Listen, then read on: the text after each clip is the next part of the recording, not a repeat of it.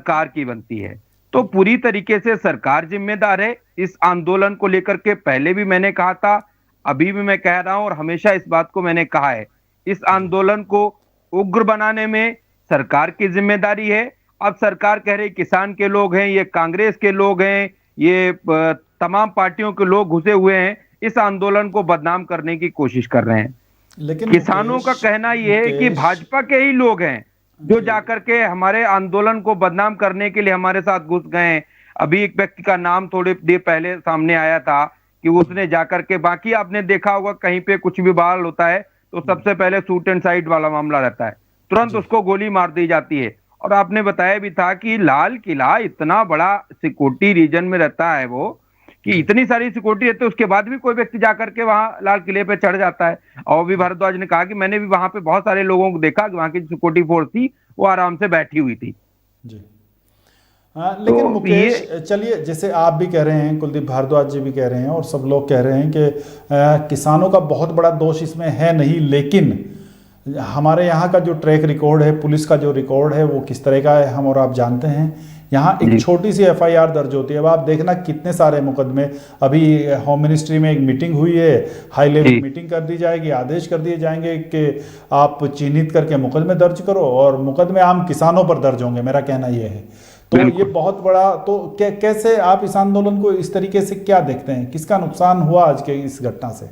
देखिए, पूरी तरीके से इस आंदोलन को खत्म करने के लिए, किसानों को डराने के लिए उन पे मुकदमे भी लादे जाएंगे, उनको प्रताड़ित भी कराया जाएगा। आज आपने देखा बहुत सारे किसानों पे लाठीचार्ज भी हुआ है, हुड़दंग जब मचाया है, कोई भी हो, हम हो, आप हो, पुलिस प्रशासन हो, उसमें पुलिस प्रशासन का भी नुकसान हुआ है, किसानों को भी जाने गई हैं, पुलिस वाले लोगों को भी चोटें लगी हैं। लेकिन ये आंदोलन उग्र क्यों हुआ, रीजन उसका सरकार को स्पष्ट है कि किसानों की बात को सरकार क्यों नहीं सुन रही है, किसानों की बात को सरकार क्यों नहीं मान रही है। जो उन्होंने 3 कृषि कानून का विरोध कर रहे हैं वो सुप्रीम कोर्ट चले गए, सुप्रीम कोर्ट ने उस पर रोक लगा दी गई है। तो ये यहां तक कहानी क्यों बढ़ती?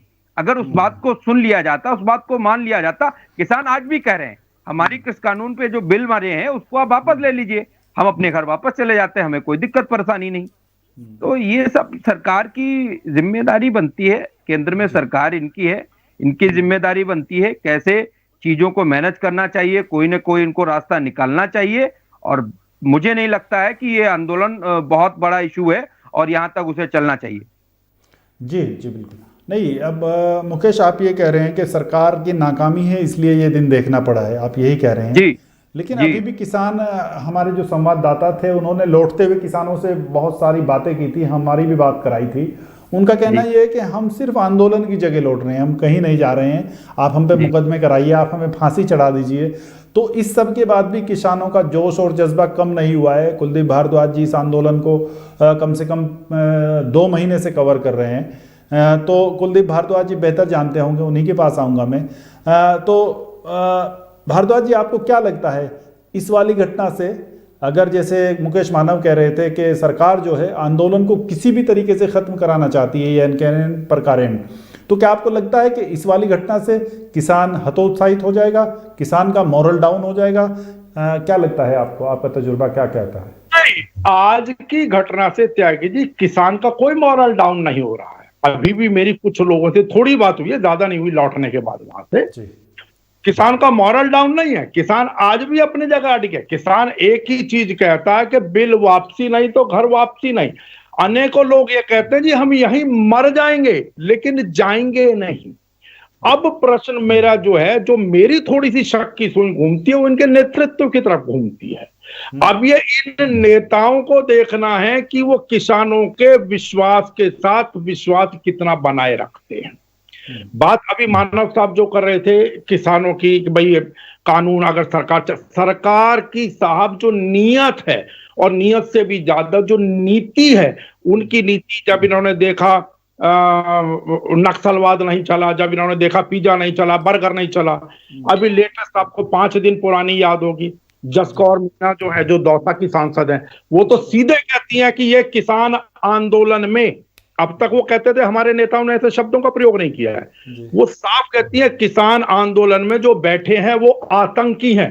मैं हूबहू शब्द कोट कर रहा हूं, ये AK-47 लेके बैठे हुए हैं, ये खालिस्तान का झंडा लहरा रहे हैं वहां पर।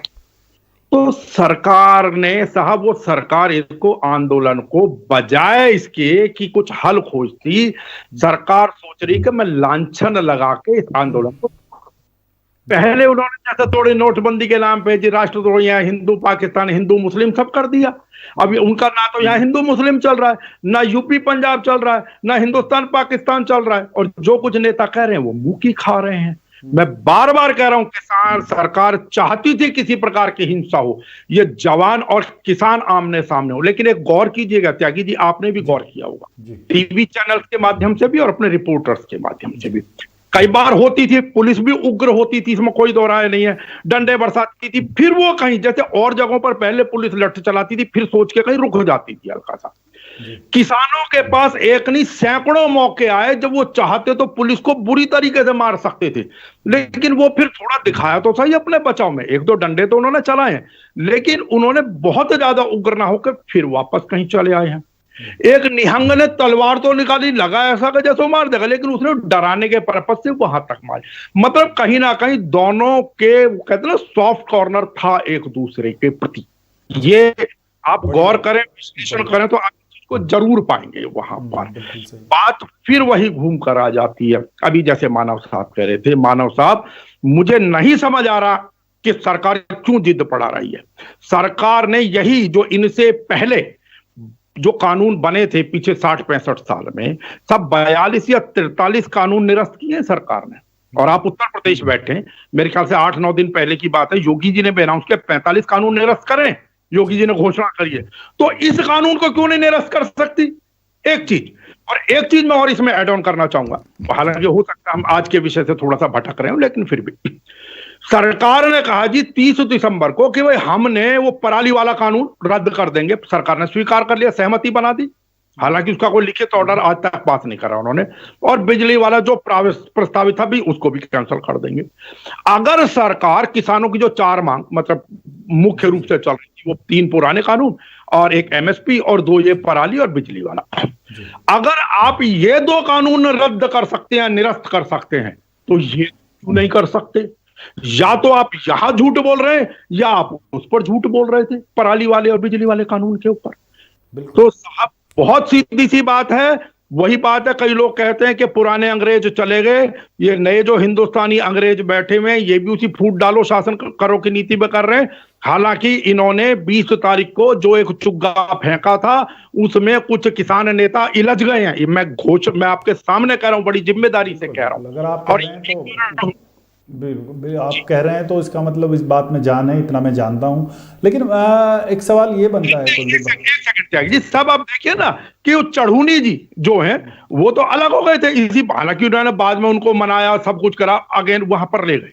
और आज के आंदोलन की जो जिम्मेदारी डाली जा रही है सतनाम सिंह पन्नू पे और श्रवण पंधेर के ऊपर, ठीक है, उन्होंने तो पहले ही कह रखा था, क्योंकि वो इन नेता, ये जो नेता थे, मैं बहुत जिम्मेदारी से कह रहा हूं, क्योंकि इन्होंने देखा कि जब ये वाले नेता सरकार के चंगुल में इलझ गए हैं, इनके अंदर कहीं आपस में भी मतभेद हो गया है, ऊपर से जबरदस्ती चला रहे हैं एक दूसरे को, तब उन्होंने स्पष्ट घोषणा करी थी कल पंधेर ने कि भाई हमारा जो ट्रैक्टर मार्च होगा वो आउटर रिंग रोड पर ही होगा। और आपने गौर किया पुलिस से जो मीटिंग इन नेताओं की होती वो अलग थी, और पंधेर और इनके साथ में क्या नाम है पन्नू वाली टीम के साथ में अलग मीटिंग करी है दिल्ली पुलिस ने। जी जी जी।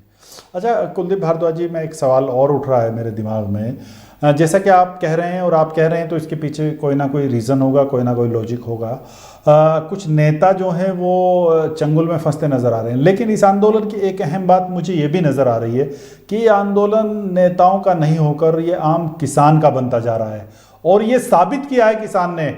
दिल्ली मार्च का मतलब किसान ने साबित कर दिया है कि ये किसी एक क्षेत्र का आंदोलन नहीं है, ये कुछ किसानों का आंदोलन नहीं है। उसने लाल किले तक अपनी आपको अपनी पहुंच दिखाई है, अपनी ताकत दिखाई है, और मुझे लगता है कि उनमें कोई नेता नहीं था, वो आम किसान था, ज़मीन से जुड़ा किसान था, वो छोटा और मध्यम किसान था, वो एयर कंडीशन वाला किसान भी नहीं था। तो इससे एक बिल्कुल आप बिल्कुल ठीक कह रहे हैं। जी, इससे एक बात साबित होती है कि ये आंदोलन इतनी आसानी से अगर दो चार छुटभइये नेता या दो चार किसान नेता अगर कहीं कोई इस तरह की चीज़ें कर लेते हैं तो मुझे नहीं लगता है, शायद मेरी बात से आप इत्तेफाक रखें कि ये आंदोलन इतनी जल्दी ख़त्म हो जाएगा कि दो नेता कहें और आंदोलन बंद हो जाए। क्या कहेंगे आप, क्या सोचना है आपका? बिल्कुल बिल्कुल, आप ठीक कह रहे हैं त्यागी जी। मैं 3 बॉर्डर पर रेगुलर जाता हूँ, ठीक है जी, सिंगू बॉर्डर पर, टीकरी बॉर्डर पर और गाजी बॉर्डर पर। गाजीपुर बॉर्डर तो फिर छोटा सा है जो लंबी लाइन लगी हुई है। मैं, आप यकीन मानिएगा, मैं ये तो नहीं कह रहा मैं 18 किलोमीटर तक गया, लेकिन 8-9 किलोमीटर तक कम से कम मैं खुद गया हूं पैदल चल चल के और किसी भी माध्यम से। वहां से क्या नाम है आपके टीकरी बॉर्डर पर मैंने खुद देखा, मैंने बात की। जो किसान है, मैंने बताया ना, उनकी सिर्फ एक ही मांग है, 3 कानून और एमएसपी, वो किसी दूसरी बात के ऊपर नहीं है। हालांकि वो कहते हैं कि भाई हम अपने नेताओं के इस बात का, आदेश का पालन करेंगे, लेकिन मैं आपको और एक चीज बता दूं, किसान नेता जो टूटे भी हैं, जिनके मुंह में कुछ पानी भी आया है सरकार के प्रस्ताव के ऊपर, उनके मन के अंदर ये डर है कि अगर तुमने सीधा सीधा अब ये कहा कि नहीं हम अब इस सरकार से सहमत हैं प्रस्ताव से, तो वे बहुत घटिया शब्द का मैं प्रयोग कर रहा हूं, शायद चैनल पर, आपके सम्मानित चैनल पर नहीं करना चाहिए, लेकिन वो देसी भाषा में होता है ना साहब, ये उग्र हो जाए, जिसको कहते हैं ना मार गिरेंगे। मार गिरेंगे से मतलब ये है कि ये इतने उग्र हो सकते हैं कि इनकी सारी राजनीतिक पृष्ठभूमि, नेतागिरी सब भूल जाएंगे ये किसान लोग। इसीलिए अब इससे आगे बढ़िएगा साहब, इसीलिए आपने अभी एक शब्द कहा कि नेता गए, वास्तव में एक भी बड़ा नेता साथ में अपना, मतलब सीधा खुद जाने से तो छोड़िए, टेलीफोन तक पर अवेलेबल नहीं था, उपलब्ध नहीं था, एक भी उन 40 नेताओं में से। गौर कीजिएगा, पतली गली से आए, कहीं किसी टीवी चैनल पर इतनी सी बाइट देकर चले जाएं ये लोग। जी जी जी, हेलो, आ रही है आवाज मेरी? बिल्कुल बिल्कुल सही, आपकी आवाज आ रही है। जी जी, आपकी आवाज आ रही है। तो आपकी बात बिल्कुल ठीक है, ये नहीं करेगा। और ये इतने संयमित किसान थे, सारी चीजें थी। मैं फिर बात दोहरा रहा हूं, अगर ये एक जगह कहीं भी आईटीओ से आगे बढ़ जाते, पुलिस की हिम्मत नहीं थी रोकने की, आप मानिए या ना मानिए, या तो हिंसा होती, दूसरा जलियांवाला बाग कांड होता, उसमें भी ये किसान भारी पड़ते, इसमें कोई दो राय नहीं। इस स्थिति के अंदर चाहते ये लाल किले बैठ जाते, जिस तरीके से ऊपर तक पहुंच गए थे, पुलिस वालों ने सिर्फ पुचकार कर उतारा और भेजा, वहां अड़ जाते, नहीं आते। लेकिन ये सिर्फ ये दर्शाने गए थे कि जैसे और नागरिक हैं, जैसे और लोग परेड कर सकते हैं, हम भी कर सकते हैं। ये नेता अब सिर्फ यही, अगर ये होंगे अंडरग्राउंड तो इसी ही प्रकार होंगे, आंदोलन बदनाम हो जाए और इन पर लांछन लगे, और फिर ये अपना अपना मतलब ये मतलब शारीरिक रूप से उपस्थित होंगे, लेकिन मानसिक रूप से ये इनके बीच में नहीं उपस्थित होंगे। बाकी बहती गंगा में तो राजनीतिक दल भी हाथ धोते हैं, ये भी धोते रहेंगे, तो आप मानिए या ना मानिए। इनमें से कई नेताओं का हो चुका है, और कल यही चीज थी, इसीलिए कि आज के आंदोलन के अंदर कोई नेता नहीं होगा। अच्छा, बिल्कुल। कुलदीप भारद्वाज जी, आपने कई तथ्यों से पर्दा उठाया है। अच्छा, जैद अंसारी, आप मुझे सुन पा रहे हैं? हेलो, हाँ जैद भाई, आप मुझे सुन रहे हैं ना? हेलो जी, कुलदीप जी, मैं जैद अंसारी के पास जाऊंगा। हेलो, हाँ कुलदीप भारद्वाज जी, मैं आपकी आवाज भी नहीं आ रही है। नहीं, आ रही है, मुझे आवाज आ रही है कुलदीप जी आपकी। एक सेकंड होल्ड कीजिए। नहीं, मुझे आपकी आवाज आ रही है कुलदीप जी, लेकिन एक सेकंड में जी जी बोलिए। हाँ जैद भाई, मैं आपके पास आना चाहूंगा। कुलदीप भारद्वाज जी ने बड़ा सटीक विश्लेषण किया। उन्होंने एक बात की तरफ इशारा किया कि बहुत सारे किसान नेताओं से बात हुई है, किसानों से बात हुई है, आते हुए भी और जाते हुए भी। तो आपको किसानों से बात करके क्या लगा? क्या किसान कहीं से भी आक्रामक था? किसान चाहता था कि हिंसा हो? आपको क्या लगा? आपका पर्सनल व्यू क्या है? बाकी इसमें कहना यह संभव होगा कि मतलब किसान चाहता था कि हिंसा नहीं, किसान बिल्कुल नहीं चाहता था हिंसा, क्योंकि किसान ने जो दिल्ली पुलिस से, 3 राज्यों की पुलिस से भी बैठक हुई थी पेड़ को लेकर के, जब भी किसान यही कह रहा था कि शांतिपूर्वक परेड होगी, और उसके बाद भी किसान ने एक ही बात रखी थी, शांतिपूर्वक परेड होगी। लेकिन हाँ, उनका भी कहना यही है, ये जो जिन्होंने अभी ये जो हिंसा को मतलब छेड़ा है, जो हिंसा हुई थी, जो भी इसमें थे, वो आंदोलन नहीं है, आंदोलनकारी नहीं है, वो जिन्होंने भी करा वो किसान नहीं है। जी जी, अच्छा। और इसमें अभी कुछ नाम तो अभी ध्यान तो उतर रहा है, लेकिन हाँ, किसानों का कहना ये भी है अभी कि जो झंडा फहराया गया ऊपर चढ़ के, वो कहीं ना कहीं कोई बीजेपी के किसी सदस्य, मतलब कि ये सनी देओल का कोई मतलब पास का आदमी है। बिल्कुल बिल्कुल, ये भी बताया जा रहा है। बिल्कुल, वो वीडियो शेयर की है और वो बीजेपी नेताओं के साथ उसके फोटो शेयर हुए हैं, सोशल मीडिया में भी आए हैं कि वो इससे बड़ा सवाल यही उठता है कि अगर ये किसान नेता है तो ऊपर बीजेपी का आदमी, जो बिल्कुल सनी देओल बीजेपी का आदमी है, बिल्कुल उन्होंने क्लोज है, तो वो झंडा क्यों फहरा रहा है? अगर किसान मतलब ये हिंसा फैला रहे, किसान झगड़ा करने के रूप में आए थे, तो फिर वो ऊपर क्या कर रहा है? बिल्कुल। अच्छा जैद, आप मुझे ये बताएं कि जो एफआईआर दर्ज हुई है वो भी अज्ञात लोगों के खिलाफ दर्ज हुई है या उसमें किसी बड़े नेता का नाम भी है? अभी तक इस बात की पूरी पुष्टि नहीं हुई है कि एफआईआर में किसका नाम दर्ज हुआ। हाँ, हालांकि ये गृह मंत्री अमित शाह ने जो बैठक बुलाई थी, उसको आपको बता दो 2 घंटे बैठक चली है। कानून व्यवस्था कायम करने के निर्देश दिए गए। गृह मंत्री अमित शाह ने हालात की समीक्षा की। बैठक में गृह सचिव समेत और अन्य अफसर मौजूद थे। अच्छा जैद, आज पूरा दिन आप थके हैं, आप रिपोर्टिंग करते रहे, सब चीज़ें करते रहे, बस आखिरी सवाल है, उसके बाद आप जाइए आराम करिए, फिर कल सुबह से आपको रिपोर्टिंग करना है। आखिरी सवाल ये है कि आपको पूरा आंदोलन कवर करने के बाद क्या लगा? क्या किसानों का हौसला पस्त हुआ या किसानों का हौसला बढ़ा? क्या अभी आंदोलन हटेगा, आंदोलन खत्म होगा या अभी चलता रहेगा? किसानों का वापस जाते हुए भी एक ही हमें बयान सुनने को मिला। वापस जाते जाते भी यही कहते जा रहे थे, जो भी ये हिंसा भड़की थी या जो भी कुछ हुआ है, ये आज दिल्ली के अंदर जो लाल किले के अंदर जो आईटीओ पे इतना ज्यादा बवाल मच गया, उसमें किसानों का कोई लेन देन नहीं है, किसानों का कोई हाथ नहीं है। किसान ये सोच के नहीं आए थे कि ये होगा। किसान अपने शांतिपूर्वक ट्रैक्टर परेड के लिए आए थे और उन्होंने कहना जाते जाते भी यही था, पूरे हौसले बुलंद के साथ यही सुनने को मिला कि कृषि कानून वापस ले लिया जाएगा तो हम चले जाएंगे, बाकी हम जहां बॉर्डर पे आए थे वहीं वापस बॉर्डर पर बैठने जा रहे हैं अपने अपने। बिल्कुल। चलिए जैद, आज आप पूरा दिन रिपोर्टिंग करते रहे, तो आप आराम करिए और खबरों पर निगाह बनाए रखिए, फिर हम कल आपसे बात करेंगे।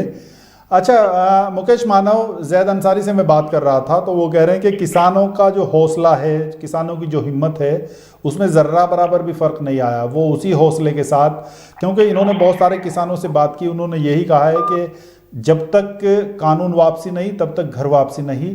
तो फिर आखिर आप क्या देखते हैं, आंदोलन अभी कितने दिन तक चलेगा और चलेगा तो कब तक चलेगा, और इस आज की घटना के बाद आंदोलन पर क्या फर्क पड़ेगा? बिल्कुल, जैसा कि बहुत बहुत धन्यवाद एक्सप्रेस न्यूज भारत का और इफ्तेखार त्यागी, बहुत बहुत।